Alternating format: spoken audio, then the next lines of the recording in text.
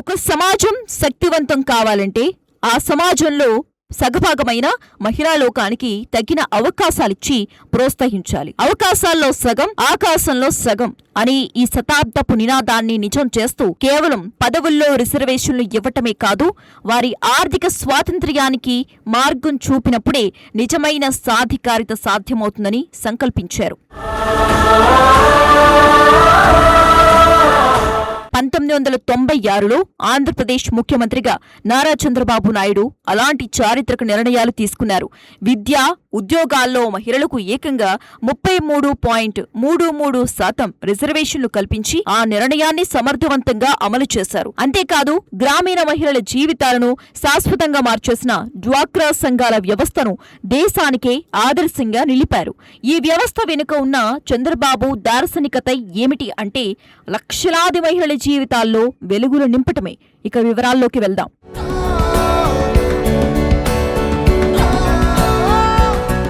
IT సాంకేతికతకు మాత్రమే పరిమితమవటం మాత్రమే కాకుండా 1996లో ఆయన ముఖ్యమంత్రిగా ఉన్న సమయంలో విద్య మరియు ఉద్యోగాలలో మహిళలకు 33.33% రిజర్వేషన్లు కల్పించి ఒక చారిత్రక సంస్కరణకు నాంది పలికారు.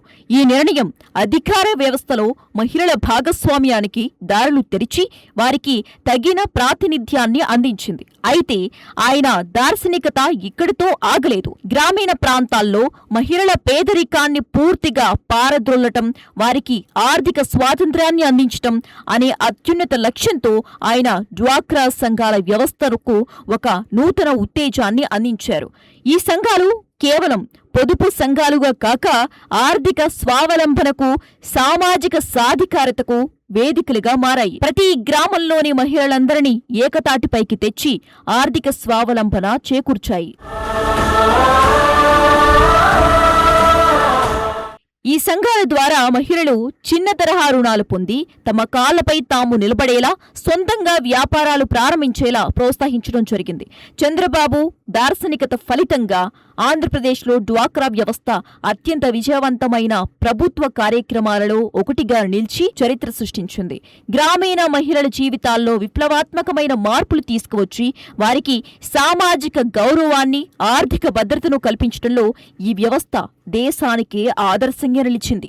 డ్వాక్రా సంఘాలు మహిళా సాధికారతకు మార్గం సుగమం చేశాయని, లక్షలాది కుటుంబాలలో ఆర్థిక స్థిరత్వాన్ని పెంచాయని విశ్లేషకులు ఇప్పటికీ చెబుతున్నారు. మహిళలకు రిజర్వేషన్లు కల్పించడం ద్వారా రాజకీయ, విద్యా రంగాలలో వారికి సమాన అవకాశాలు కల్పించిన సంస్కరణల పితామహుడు చంద్రబాబు నాయుడు. అదే సమయంలో డ్వాక్రా వ్యవస్థను బలోపేతం చేయటం ద్వారా ఆర్థిక వ్యవస్థలో మహిళల పాత్రను నిర్ణయాత్మకం చేశారు. ఆయన చూపిన ఈ దార్శనికతే ఆంధ్రప్రదేశ్ మహిళలను లక్షలాది మంది చిన్న పారిశ్రామికవేత్తలుగా, ఆర్థిక శక్తులుగా మార్చింది.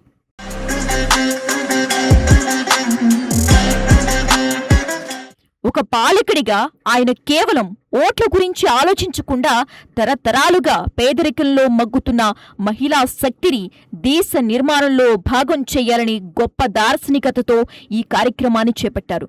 డ్వాక్రా అనేది చంద్రబాబు నాయుడు సుపరిపాలనలో మహిళా సాధికారతకు ఒక సువర్ణ అధ్యాయంగా నిలిచింది.